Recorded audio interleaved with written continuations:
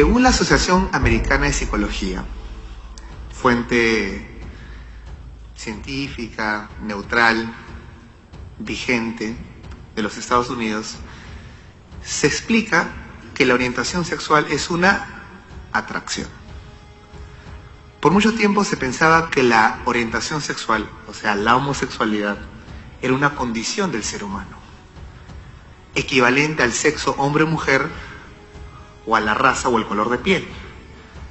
Y en función a esta premisa se hicieron muchas presunciones, que así como se luchó por la libertad de la gente de color negro y después por la mujer, ahora pues toca la emancipación de los homosexuales.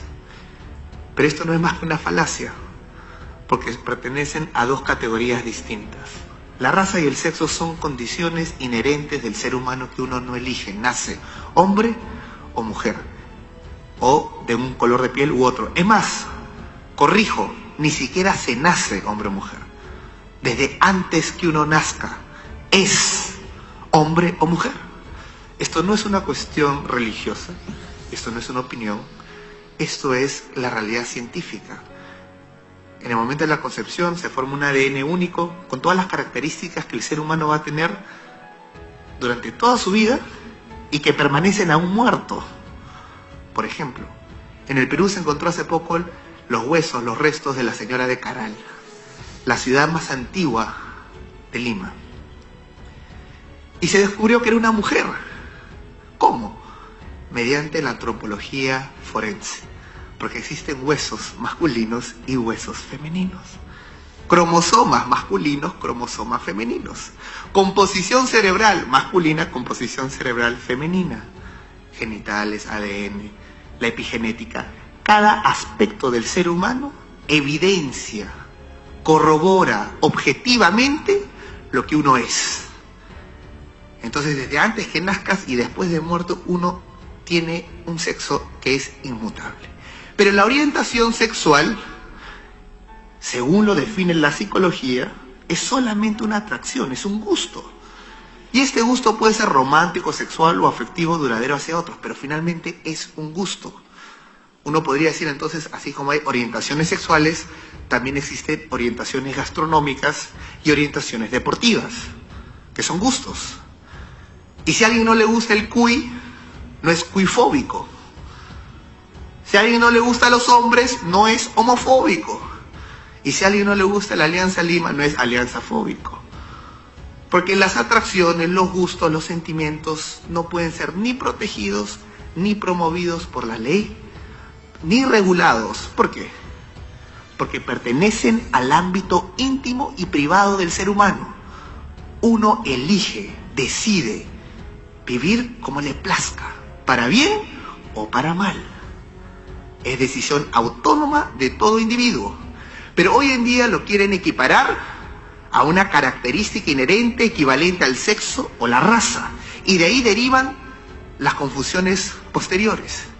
Hay personas que están convencidas que la lucha por los llamados derechos LGTBI es la marcha inevitable del progreso humano, en lo científico. Pero esto parte de una premisa falsa. Por eso el gran filósofo griego, Sófocles, decía: la verdad puede más que la razón. Porque una vez que uno descubre la verdad y corrobora, lo estudia, no es una opinión, no es una creencia, cualquiera puede corroborar, que la orientación sexual es únicamente un gusto, entonces la premisa que había construido esa conclusión, que era equivalente al sexo o la raza, se desmorona por sí mismo. La verdad puede más que la razón. ¿Y qué es entonces la identidad de género? Tercer término. Orientación sexual, un gusto. Sexo es lo que uno es. Ni se nace, ni se muere, uno trasciende. Es inmodificable el sexo. El hombre se puede mutilar un órgano saludable del cuerpo, pero basta con un cabello, una gota de sangre, ADN, hombre. El sexo es incambiable, no se modifica, imposible. Uno se puede mutilar, pero no modificar su sexo. Entonces, la legislación y las políticas públicas del derecho nacional e internacional tienen que emitir votos de conciencia. ¿Por qué se habla de conciencia? Porque es con ciencia, con conocimiento, lo que está verificado por la misma ciencia. no tiene nada que ver con la creencia religiosa, no tiene nada que ver con la opinión.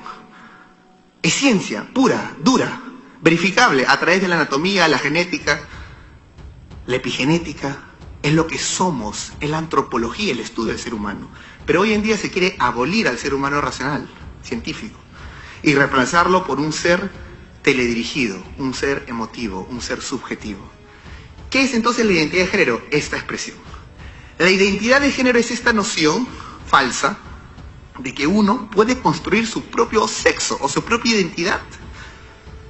Y para hacerlo más coherente o más persuasivo, colocan al sexo un adjetivo: el sexo biológico y el sexo psicológico. Pero no hay sexo biológico ni psicológico, el sexo es hombre o mujer. Porque que un hombre se sienta mujer, ¿lo convierte en mujer? ¿Y cómo sabemos que no? Si él dice, soy mujer, si él gana la batalla jurídica y política para que lo llame mujer, ¿es mujer? Si te mete a la cárcel, ¿es mujer? Si te mata, ¿es mujer? No es mujer. Porque son hechos objetivos, científicos, corroborables, que escapan la opinión subjetiva del ser humano. Pero esta teoría falsa dice que uno puede construir su identidad sexual en función a sus experiencias subjetivas.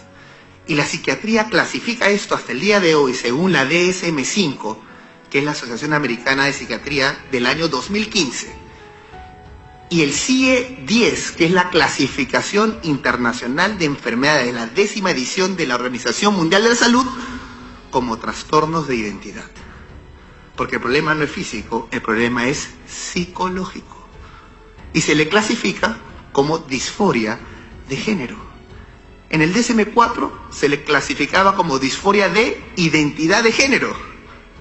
O sea, han retirado un término clínico y lo están promoviendo en política pública para que de ella emanen supuestos derechos. Puede sí, pero debe de haber adopción de parejas homosexuales, o dos hombres, o una pareja, o una persona soltera. ¿Existe el derecho a adoptar? Muy bien, no. ¿Y por qué no? Porque existe el derecho del niño a ser adoptado. ¿Y por qué? Porque existe el interés superior del niño a recuperar lo que perdió, un padre y una madre. El niño no es un producto, no es un saco de arroz para satisfacer un vacío emocional, sentimental o una meta ideológica. El ser humano no es un medio de realización de nadie, es el fin supremo del Estado. Pero en países donde han subdesarrollado en sus políticas, han ido en un regreso moral, permiten este caso, y este niño Tomás, siguiente, de 11 años, sus madres decidieron aplicarle hormonas, siguiente, y ya no llamarlo Tomás, sino Tami, de 11 años. Tami. Le inyectaron bloqueadores de hormonas para evitar que desarrolle su vello facial, cambio de voz, hombros. Y esa es una experimentación directamente con los seres humanos, al estilo nazi. Se está experimentando con los seres humanos, deconstruyéndolo primero, porque no respetan su identidad científica. No eres lo que eres lo que sientes. Es la voluntad del hombre por encima de la naturaleza. El lema de Hitler, que puso el ciclo de la vida, el símbolo budista, 45 grados al costado, para decir que la mera voluntad del hombre era capaz de modificar el ciclo natural de la vida. Es lo mismo. Siguiente. Y esto, en vez de ser denunciado, lo celebran y ya no le llaman ideología de género. Nada menos que National Geographic de este año, en su portada de febrero, ya no le llama ideología de género, sino revolución de género. Y en la portada hay un niño, hombre de 9 años, vestido de mujer, que le dicen que es su derecho decidir qué ser. ¿Y por qué se dan estas situaciones de supuestos derechos sexuales del niño o a la identidad? Porque finalmente el Estado lo que hace es deconstruir la primera institución que es el fundamento y la base de la sociedad, que es la familia. Y al destruir la familia, entonces el Estado se asume como el ente regulador moral de cómo administrar tu vida personal y familiar.